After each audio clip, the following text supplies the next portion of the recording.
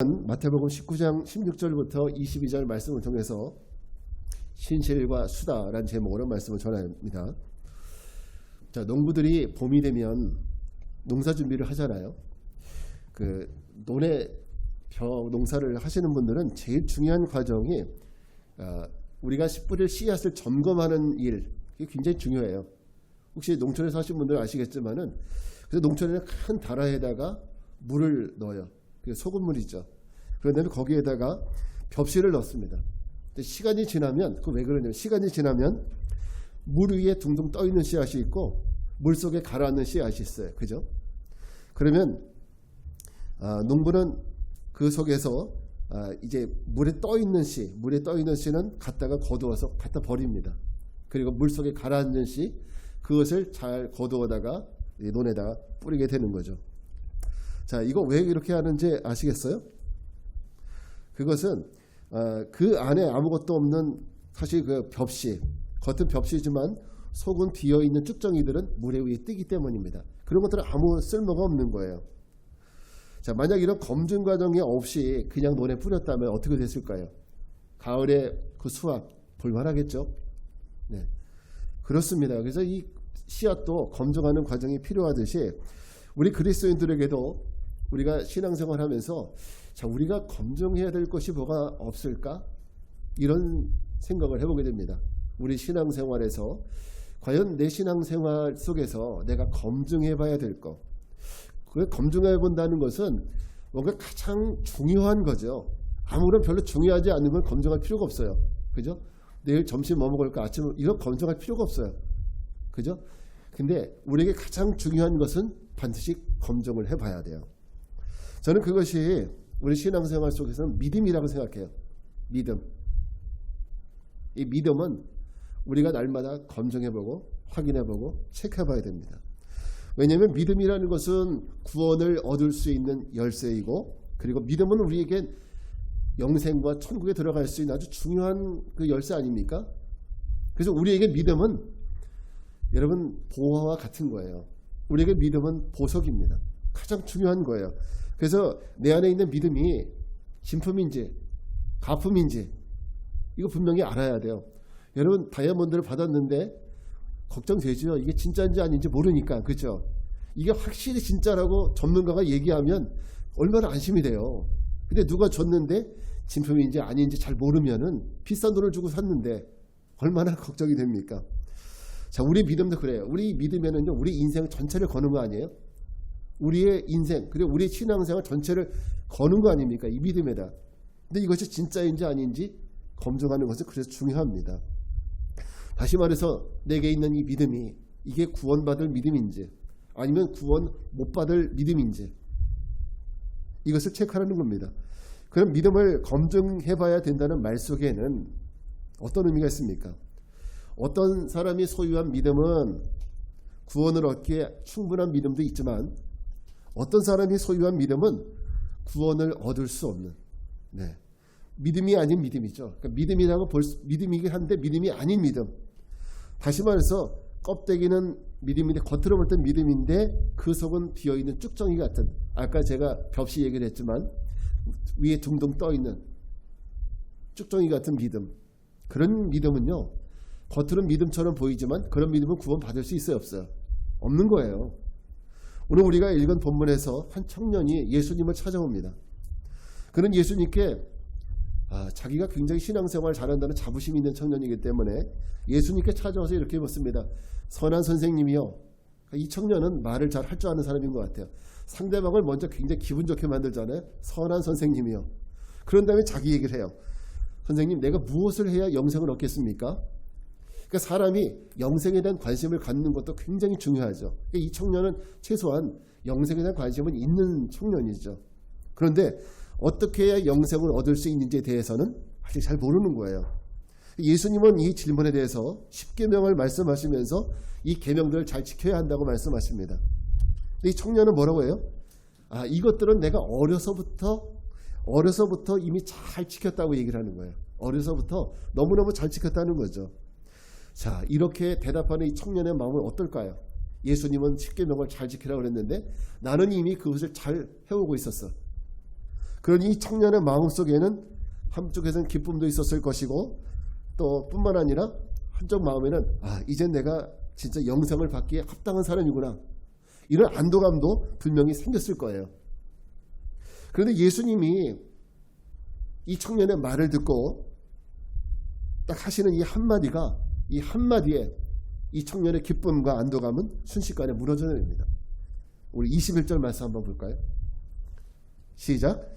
예수께서 이르시되 내가 온전하고자 할진대 가서 내 소유를 팔아 가난한 자들에게 주라. 그리하면 하늘에서 보화가 내게 있으리라. 그리고 와서 나를 따르라 하시니. 아멘. 자, 오늘 이 청년, 자기는 이미 다 됐다고 생각했어요.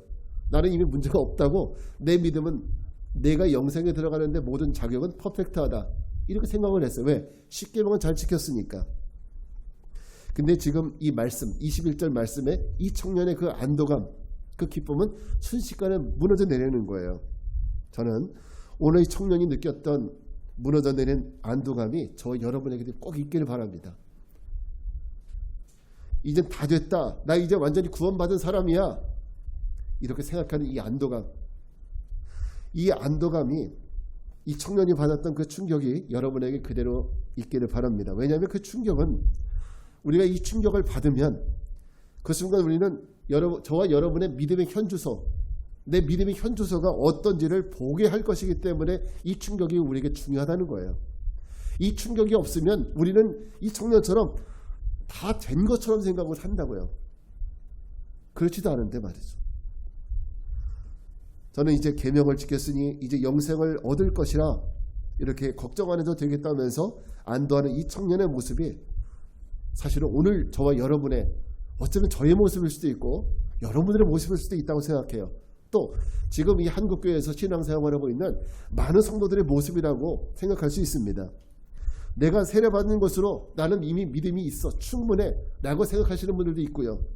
내가 주일마다 예배 드리고 나는 꼬박꼬박 하나님 앞에 헌금하고 있어, 이 정도 믿으면 된 거 아니야? 또 나는 10년 20년 벌써 내가 신앙생활 해온 경력이 얼만데 나는 50년, 나는 모태신앙이야. 여러분, 자, 이런 것으로 오늘 우리가 나의 신앙생활에 안도감을 갖는 사람도 있습니다. 오늘 이 성경에 나오는 이 청년처럼 말이죠. 그렇다면 진짜 우리는 내가 영생을 자신할 만큼 오늘 이 청년보다 더 믿음이 좋습니까? 여러분 생각하기에? 이 청년은 이렇게 살았어도 예수님께 또 다른 부족한 부분을 보이게 되는데, 여러분 우리의 믿음은 이 청년보다 더 나은 거라고 생각하세요? 어떻습니까? 여러분, 우리가 가져야 할 믿음은 교회에 나오고 세례받고 예배 나와서 헌금하고 나는 20년 30년 모태신앙이고, 우리 신앙은, 내 믿음은 여기에 머물러서는 안 돼요. 물론 이것도 믿음이고 중요한 겁니다. 저는 이거 믿음이 아니라고 얘기하지는 않습니다. 믿음이에요. 믿음 없으면 이렇게 못해요. 그러나 우리의 믿음은 여기에 머물러서는 안 된다는 거예요. 예수를 믿으면 복 받을 것이다, 이런 믿음에 머물러서는 안 된다는 겁니다. 우리는 이런 믿음을 넘어서야 돼요. 넘어서 어디까지? 영생을 받을 만한 믿음에까지 나가야 한다는 거예요. 이게 오늘 이 성경이 우리에게 하는 얘기입니다. 우리 믿음이 내가 무엇을 했다, 나는 신앙 영역이 어떻다, 이런 거에 머무는 믿음이 아니라 과연 영생에 이르는 믿음, 여기까지 가 있느냐, 갔느냐. 오늘 예수님이 이 청년에게 요청하는 믿음이 무엇입니까? 계명을 잘 지키는 것도 훌륭한 믿음이고 가난한 사람들 도와주는 것도 훌륭한 믿음이나, 그러나 청년에게 너에게 영생을 얻을 만한 믿음이 있다는 것을 나에게 보여줘라. 너에게 영생을 얻을 만한 믿음이 너 안에 있다는 것을 보여주라는 거예요. 그게 바로 21절 이 말씀의 요청이에요. 이 말씀의 요청이라고요. 자, 우리 천류역정으로 돌아가서 지난주에 크리스천이 겸손의 골짜기와 연속적으로 사망의 음침한 골짜기를 통과하고 이제 모든 그 고난의 시간을 다 지났잖아요. 그리고 길을 걸어갈 때 앞에 앞서가는 한 순례자를 만납니다. 제가 그 천류역정 그 오디오 안 보내드렸죠? 죄송해요. 이번 주 꼭 보내드릴게요. 그 순례자의 이름은 영어로 faithful, 신실. 믿음이라고도 하고 신실이라고 하고 어떤 번역서에는 신의라고 번역하기도 했어요. 근데 오늘 우리는 그냥 신실이라고 부르겠습니다. 두 사람이 만나서 인사를 한 후에 함께 동행이 돼서 순례길을 떠나는데 저 뒤에서 뒤따라오는 또 한 사람의 순례자가 있었어요. 그 사람의 이름은 뭐였냐면 수다라는 사람이었습니다. 그래서 오늘 제목이 신실과 수다예요. 이 수다라는 말, 우리 수다스럽다는 얘기를 하죠. 이 말뜻, 그 말뜻에 많이 의미하고 있듯이 이 사람은 말을 참 많이 하는 사람이에요. 이 사람의 특징은 말을 많이 하는 걸 좋아하고 또 많은 사람들 앞에서 자기를 드러내길 좋아해요. 내가 가진 지식을 드러내기 좋아하고 내가 얼마나 지혜로운 사람인 줄 알아? 이런 거 드러내기 좋아하고 일면 저와 비슷한 면이 있어요. 저도 저희 아내한테 항상 그래요. 저희는 뭘 하냐면 당신은 맨날 아는 거 자랑하려고 공부하지 막 이렇게 얘기할 정도로 저 비슷한 면이 있어요. 근데 이 수다라는 사람이 그런 사람이었습니다. 자기가 아는 지식, 지혜, 인격 이런 것들을 많은 사람들 앞에서 저 사람 굉장히 좋은 사람이네 이렇게 인정받기를 좋아하는 사람입니다. 그런데 그 수다의 치명적인 약점이 있습니다. 그 약점이 뭐냐? 그건 그 믿음, 조음과 지식과 인격은 오직 바깥에서 많은 사람들 앞에서만 유효하다는 거예요. 사람이 좋고 선량하고 착하다 이런 것이 밖에서 많은 사람들이 모이는 그 앞에서만 유효한 것이고 그리고 크리스천은 이런 자기의 집 안에서는 전혀 그런 모습을 보이지 못했다라는 거죠. 자, 일부러 사람들한테 경건한 체하고 믿음 재운 채 했습니다. 크리스천이 이 수다에 대해서 믿음에게 이렇게 이야기해 줍니다. 저 사람이 어떤 사람인 줄 아냐고. 자, 이렇게 얘기해 주죠. 동네에서 저 사람을 아는 사람들은 모두 그를 성자로 여깁니다. 밖에서 다 성자로 여긴다는 거예요. 그러나 집안에서는 그를 마귀라고 합니다. 집안에서 그는 인색하며 입이 더러워서 하인배들도 어찌할 바를 모르는 알지 못할 정도입니다. 자, 이 사람이에요. 이게 바로 수다예요. 이런 수다는 많은 사람들 앞에서는 믿음 있는 척하고 고상하고 지식적이고 착하고 선하고 인격적이지만 그의 실체는 사람들 앞에서 그가 말하는 것을 그의 삶에서 그대로 지키지 않는 이런 사람이라는 거죠. 여러분 수다 씨가 가지고 있는 그 믿음의 문제를 한마디로 정리하면 뭘까요? 바로 이겁니다. 그의 믿음은 말뿐인 믿음이고 행함이 없는 믿음이다. 말뿐인 믿음이고 행함이 없는. 말로는 믿음이 목사급인데 행위는 새신자마도 못하는 거예요. 가까운 교회에 있는 한 목사님이 저에게 이렇게 하소연을 하는 걸 들었어요. 한 성도가 믿음이 있는 것 같아서 믿음이 많이 자란 것 같아서 집사로 세웠다는 거예요. 교회에서. 그런데 집사로 세우고 나서 이분이 주일도 자기 마음대로 빼먹고 그리고 11조 헌금도 안 하고 그러면서 새신자가 들어오면 주인 행사한다는 거예요. 이래라 저래라 뭐 이것도 못하고 저것도 못하냐 이러면서. 자, 그래서 걱정이라는 거죠. 또 한 권사님은 교회에서 우리 교회를 이전해야 되겠습니다. 이전의 얘기가 나왔어요. 그때 이 권사님이 제일 먼저 목사님 좋은 생각이에요. 너무 좋아요. 우리 이전합시다. 이렇게 쌍수 들어서 환영했던 사람이에요. 근데 막상 이전이 시작이 되고 그러다 보니까 이 권사님 교회도 가끔씩 빠지고 그리고 나중에 보니까 이분이 이전할 때 헌금을 전체적으로 얼마나 했나 봤더니 10만 원도 안 하더래요. 네. 물론 돈으로 그 사람의 신앙을 따질 수는 없죠. 그러나 예수님은 내 보물이 있는 곳에 내 마음도 있다고 말씀하셨어요. 이렇게 말과 행함이 이중적인 삶, 이런 믿음, 오늘 우리는 다시 생각해 봐야 합니다. 오늘 우리는 행함이 없는 믿음이 건강한 믿음이 아니고 이런 믿음은 영생을 얻는 믿음이 아니라는 거, 이걸 우리가 알아야 돼요.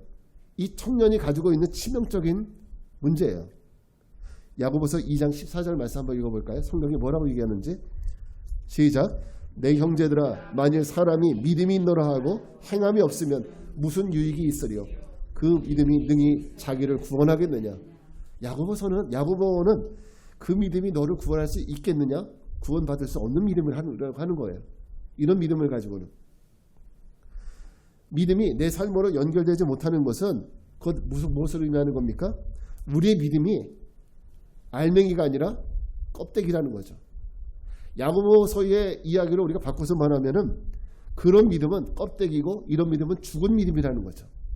살아있는 믿음이 죽은 믿음이기 때문에 그런 믿음으로는 아무것도 할 수 없다는 거죠. 여러분, 우리가 땅콩을 까먹다 보면 겉으로 보면은 깨끗하고 멀쩡해요. 근데 그걸 탁 터뜨려 보면은 그 안에 쭉정이만 있는 경우도 가끔씩 있어요. 그죠? 그러면 얼마나 허탈합니까? 겉은 그럴듯하지만 당연히 그 속에 알맹이가 없으니까 삶으로 나타날 수 없는, 이거 껍데기 같은 신앙입니다. 이렇듯 오늘 우리 크리스천들의 삶이 진실이 없는 거짓된 삶으로 보여질 때가 많이 있다는 거죠. 여러분, 오늘 우리 크리스천들, 여러분이 알고 있는 예수 믿는 사람들, 또 여러분, 또 나 자신 한번 생각을 해보십시오. 오늘 우리의 믿음이 어떤 믿음인지. 오늘 우리가 이 시대에 물론 코로나 시대이긴 하지만 예배도 잘 드릴 수 없고 이런 시대에 교회에서 코로나 확진자도 여러 번 나왔기 때문에 지탄을 받는 거 여러분 아시죠? 근데 이 시대에 우리가 교인들이 세상으로부터 지탄을 받는 이유는 비단 교회에서 확진자가 나왔기 때문만은 아니에요. 그건 하나의 빌미만 될 뿐이지 사실은 그 이전부터 교회나 교회 성도들이 세상에 그만큼 돈이 안 됐다는 거예요. 그게 코로나라는 걸 터져서 그 코로나라는 걸 통해서 이게 터져 나왔을 뿐이에요. 한 목사님의 회개기도 내용이 인터넷에 올라온 게 있어서 한번 제가 보여드립니다. 한번 읽어드릴게요. 이분이 코로나 시대의 주기도문이라고 해서 올린 글입니다. 오늘날 우리 자신의 모습을 보게 하는 회개인데 이렇게 나와 있어요. 하늘에 계신 우리 아버지, 우리가 얼마나 거짓에 낭만을 많이 하고 살았으면 입을 마스크로 틀어막고 살라 하시겠습니까? 우리가 얼마나 서로 다투고 시기하고 미워했으면 최소한 2m 이상 거리를 두고 살라 하시겠습니까? 우리가 얼마나 손으로 나쁜 짓을 많이 했으면 어딜 가나 손 씻고 소독하라고 하시겠습니까? 우리가 얼마나 열 올리고 살았기에 가는 곳마다 체온을 체크하고 살라 하시겠습니까? 우리가 얼마나 비밀스럽게 다녔으면 가는 곳마다 연락처를 적으라 하시겠습니까? 반성하며 살겠습니다. 노여움을 거두시고 자비와 사랑이 넘치는 행복한 세상으로 인도해 주십시오. 이거 어떤 목사님이 올린 코로나 시대 주기도문이에요. 어때요? 네. 처음에 이거 읽고 굉장히 조금 웃음이 나왔는데 가만히 보니까 틀린 말이 아닌 것 같더라고요. 우린 참 많이 생각을 하게 됩니다. 그리스도인이지만 그리스도인 같은 그리스도인의 모습, 믿음이 있지만 믿음이 없는 자처럼 살아가는, 믿음이 없는 자처럼 살아가는 우리들의 모습, 우리 이거 앞에 제가 처음 말씀드렸던 대로 검증하고 또 체크해보고 우리가 회개해야 되지 않겠습니까? 이런 부분들, 이런 믿음 가지고 성경론을 이야기하는 것은 이런 믿음을 가지고는 절대 우리가 영생에 들어갈 수 없다는 거예요. 우리가 목적하는 구원에 들어갈 수 없다는 거죠. 오늘 이런 류의 사람들, 성경의 부자에게 하시는 예수님 말씀 들어보세요. 그러니까 오늘 이 부자는요, 이렇게 거짓 믿음, 껍데기 같은 믿음을 가지고 살아가는 사람의 대명사예요. 이런 사람들이 하시는 예수님 말씀을 한번 들어보시기 바랍니다. 23절부터 24절이에요. 시작. 예수께서 제자들에게 이르시되 내가 진실로 너희에게 이르노니 부자는 천국에 들어가기가 어려우니라. 다시는 너희에게 말하노니 낙타가 바늘기로 가는 것이 부자가 하나님 나라에 들어가는 것보다 쉬우니라 하니. 여러분, 오늘 이 말씀 잘 들어야 합니다. 이 말씀은 부자는 무조건 천국 못 들어간다 이런 얘기하는 거 아니에요. 그러니까 부자로 대변하는 그 대명사 속에 어떤 의미가 있는지 알아야 돼요. 믿음이 있다고 하지만 믿음이 없는, 내가 믿음이 있지만 행함이 없는 껍데기 같은 믿음을 갖고 살아가는, 바로 오늘 수많은 많은 사람들을 빗대어 하는 이야기죠. 부자로 대변되고 있는 이런 믿음이 껍데기와 같은 이런 사람들 삶에는 절대 천국에 들어갈 수 없습니다. 영생에 들어갈 수 없어요. 자, 그럼 우리는 이런 우리의 신앙에 문제가 있다면 우리는 그럼 어떻게 살아야 될까요? 이 껍데기 같은 신앙의 삶을 어떻게 하면 청산하게 될까요? 우리는 어떻게 하면 영생을 얻을 만한 믿음을 소유하게 될까요? 이제부터는 정말 잘 들으셔야 됩니다. 자, 우리 21절 말씀을 아까 우리가 요절을 읽었던 21절 말씀 다시 한번 읽겠습니다. 시작. 예수께서 이르시되 내가 온전하고자 할진대 가서 내 소유를 팔아 가난한 자에게 주라. 그러면 하늘에서 보화가 내게 있으리라. 그리고 와서 나를 따르라 하시니. 결국 이것이 우리가 이제 우리 문제를 해결할 수 있는 방법이에요. 21절 말씀. 예수님 분명히 말씀하셔요. 내가 온전하고자 할진대. 내가 영어로 말하면 if you want to be perfect. 온전하고자 할진대. 그럼 지금까지 좀 전에 얘기했었던 이 부자의 그 모습은 어때요? 온전하지 않다는 거죠. 물론 어려서부터 계명을 지키는 잘했지만은 그거 가지고 부족하다는 거죠. 그거 가지고는 영생에 들어갈 만한 믿음은 아니라는 거예요. 그래서 예수님은 네가 완전해지고자 원한다면 이런 말로 이 청년이 영생을 얻을 수 있는 방법, 지금 이 껍데기 같은 믿음이 영생을 얻을 수 있는 믿음으로 바뀔 수 있는 방법을 제시해주고 계시는 겁니다. 그렇습니다. 예수님은 이 청년에게 네가 과연 영생을 얻기 원한다면, 그런 믿음을 갖기 원한다면 너는 어떻게 해줘야 된다? 온전해져야 된다. 온전해져야 된다. 말씀하시는 겁니다. 뭐가? 외모가? 아니면 건강이? 아닙니다. 너의 믿음이 온전한 믿음이 되어야 한다는 거예요. 자, 앞에서 이 청년은 나름대로 어려서부터 계명을 잘 지켜왔다고 의시되면서 예수님께 뭐라고 했습니까? 자, 20절 말씀 한번 다시 한번 돌아가서 읽어보겠습니다. 시작. 그 청년이 이르되 이 모든 것을 내가 지켰사온데 아직도 무엇이 부족하니이까. 청년은 자기가 계명을 잘 지키는 것을 자랑하면서 예수님께 말합니다. 그러면서 이 정도면 됐죠? 더 뭐가 부족합니까? 이 정도면 됐죠? 이렇게 묻는 거예요. 이 말은 이 정도면 영생 받을 자격이 충분하지 않습니까? 이렇게 묻는데 그 말에 예수님은 그 완전한 그에게 지금 필요한 것, 예수님 보시기에 완전한 이것이 어떤 것인지 알려주고 있는 거예요. 그는 자기가 보기에는 완전하지만은 예수님 보시기에는 이 부분이 완전하지 않다라는 거예요. 그래서 예수님은 그에게 지금 뭐가 부족한지 이걸 보여주는 것이 21절 말씀이고 해결책을 주는 겁니다. 자, 다시 한번 21절 말씀 다시 한번 읽겠습니다. 시작. 예수께서 이르시되 내가 온전하고자 할진대 가서 내 소유를 팔아 가난한 자들에게 주라. 그리하면 하늘에서 보화가 내게 있으리라. 그리고 와서 나를 따르라 하시니. 자, 예수님 말씀해 주신 그에게 부족한 것이 뭡니까? 믿는 대로 행하는 믿음이에요. 네가 가서 내 소유를 팔아 가난한 자에게 나눠주라. 그러면 지금 계명을 잘 지켰다고 했는데 계명대로 살아나는 거죠. 그러니까 예수님은 이 청년에게 뭘 지적하느냐? 너의 그 삶, 계명을 지켰던 삶, 그 믿음은 자 행함이 없는 믿음이라는 거죠. 그래서 가서 내 소유를 갖다 팔아서 가난한 자에게 나눠주라는 말씀은 네가 믿고 있는 대로 한번 행해보라는 거예요. 그 얘기는 지금 너의 믿음이 진짜라는 것을 보여달라는 거죠. 이 청년이 오늘 우리들이 영생을 얻기 온전한 믿음을 가지려면 어떻게 해야 되느냐? 가서 내 소유를 팔아 가난한 자들에게 나눠주라. 이게 그 청년이 온전하게 되는 방법이에요. 이걸 통해서 이걸 할 수 있으면 이 청년의 그 믿음이 영생 얻을 수 있는 믿음으로 온전하게 되는 거예요. 자, 이렇게 말씀하신 의도는 무엇입니까?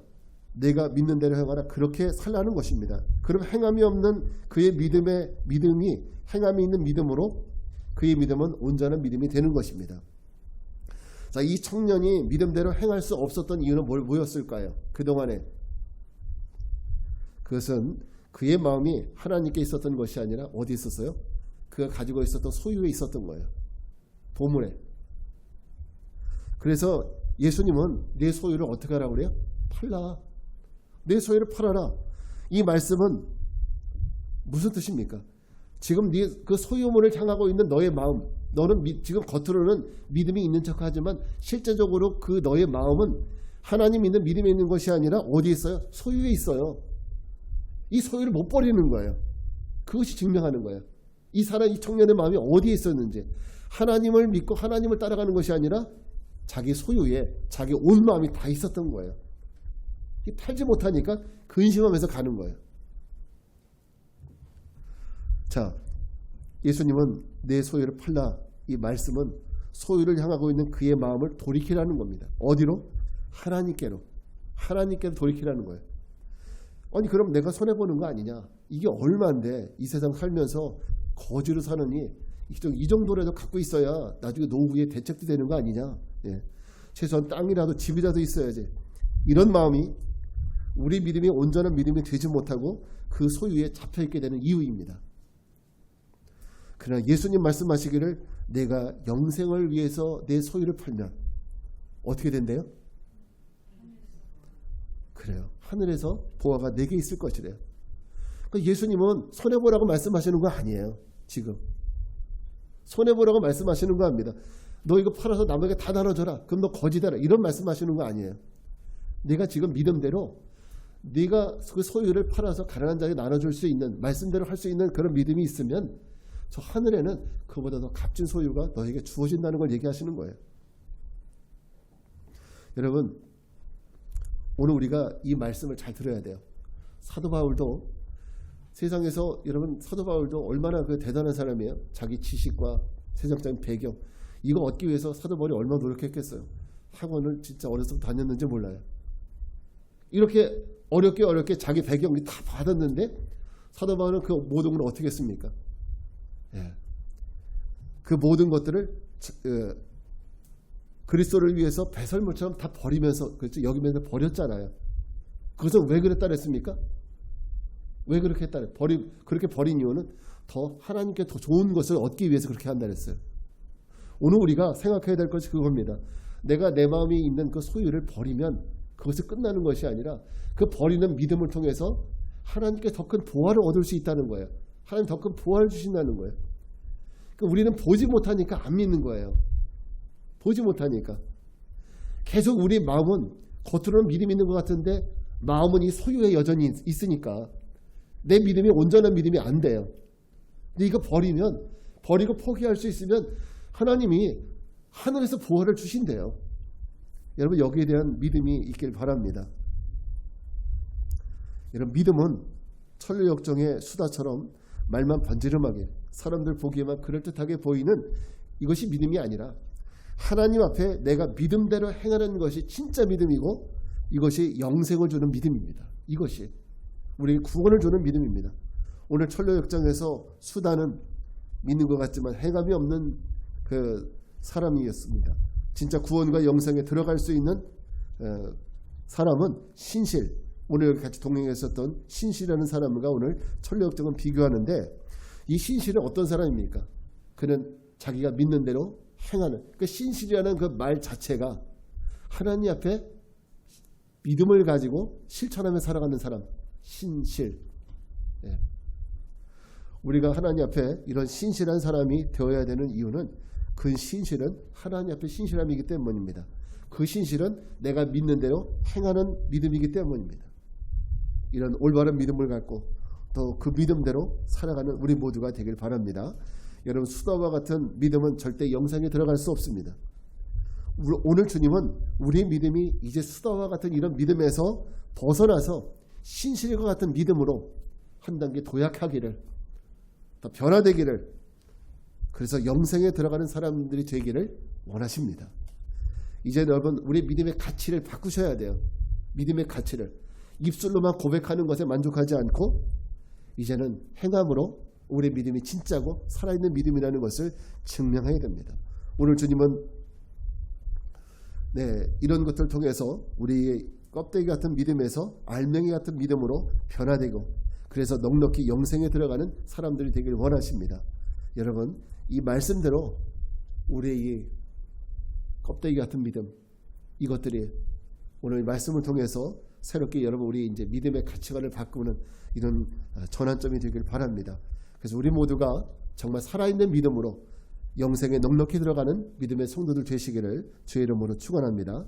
자리에서 일어나셔서 우리가 찬양하고 기도하겠습니다. 세상 흔들리고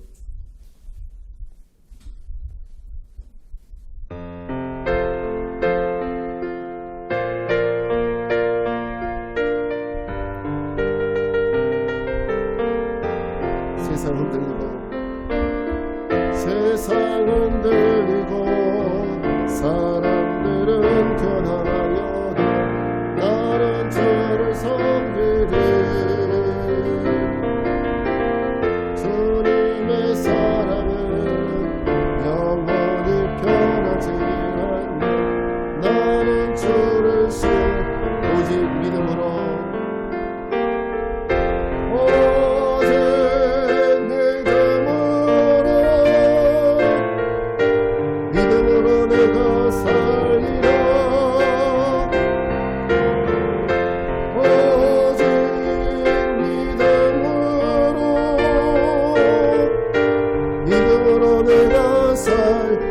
믿음은 들리고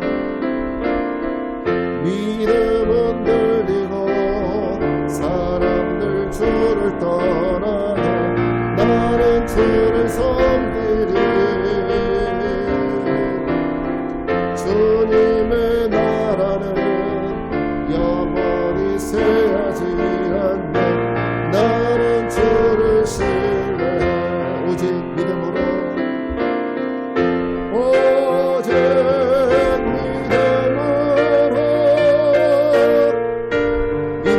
내가 살리라. 오직 믿음으로 내가 오직 의는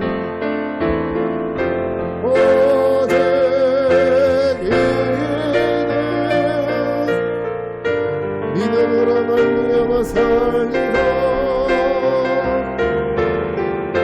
오직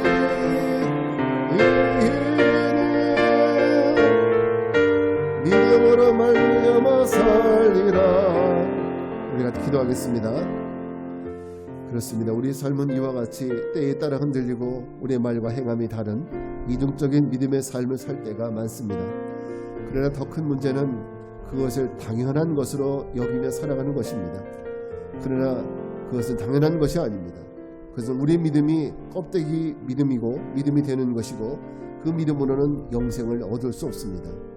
이제는 우리가 믿음의 가치관을 바꾸어 말과 행동이 일치되지 않는 믿음에서 말한 대로 행할 수 있는 이런 살아있는 믿음을 가져야 합니다. 우리 함께 기도합시다.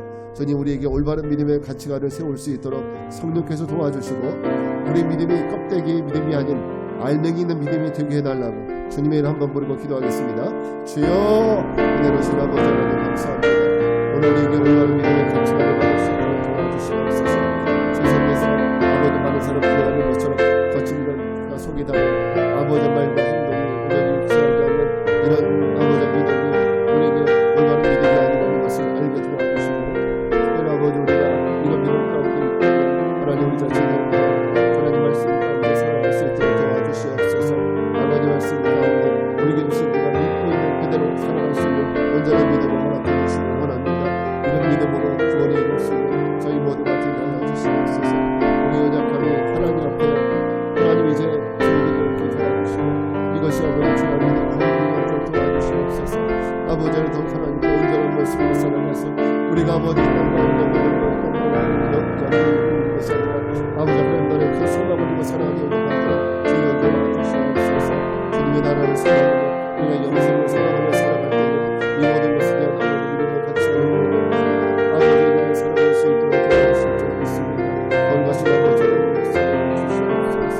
우리 모두 축복해 주시고 내 성도의 믿음이 아버지를 믿는 것을 수행할 수 있도록 하나님 인도하여 주시옵소서.